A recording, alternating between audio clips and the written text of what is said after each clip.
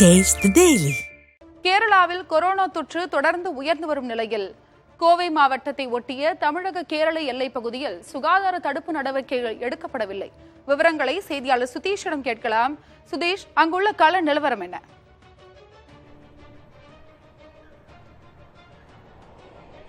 அருணா, நாம் தற்போது இருக்கக்கூடிய பகுதி தமிழக கேரள எல்லை பகுதியான கோவை வாளையாறு பகுதியில் இருக்கிறோம்.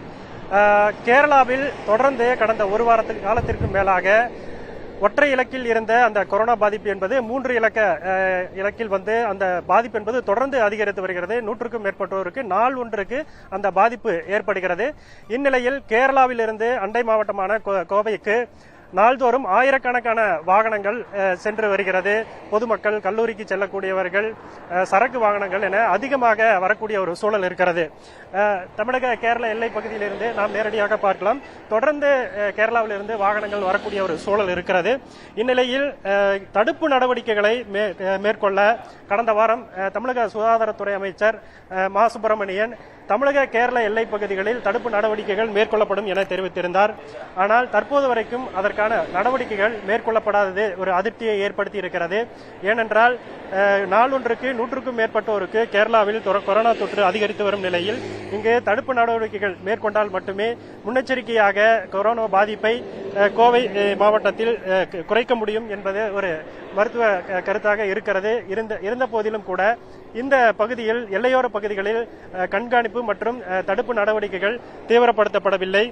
கோவை மாவட்டத்தில் தொடர்ச்சியாக இந்த கொரோனா தடுப்பு நடவடிக்கைகள் குறித்து சுகாதாரத்துறை துணை இயக்குநர் திருமதி அருணாவிடம் கேட்டபோது காய்ச்சல் முகாம்கள் தொடர்ந்து அமைக்கப்பட்டு வருவதாக தெரிவித்திருக்கிறார். வார நாட்களில் 50 முதல் 70 முகாம்கள் அமைக்கப்படுவதாகவும் வார இறுதி நாட்களில் 200 முகாம்கள் மூலமாக காய்ச்சல் முகாம்கள் மூலமாக கொரோனா பரிசோதனைகள் செய்யப்பட்டு வருவதாக அவர் தெரிவித்திருக்கிறார். மேலும் பொதுமக்கள் அதிகம் கூடும் இடங்களில் நோயாளிகள், கர்ப்பிணி பெண்கள் உள்ளிட்டோர் முகக்கவசம் அணிந்து செல்லும்படியும் அறிவுறுத்தப்பட்டிருப்பதாக அவர் தெரிவித்திருக்கிறார்.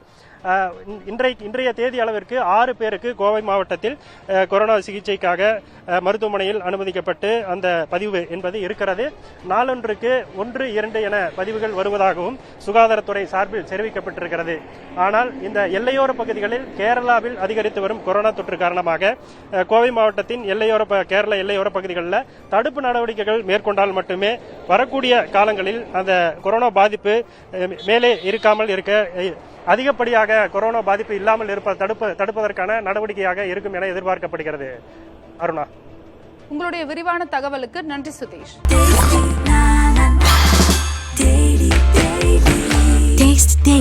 Taste the Daily.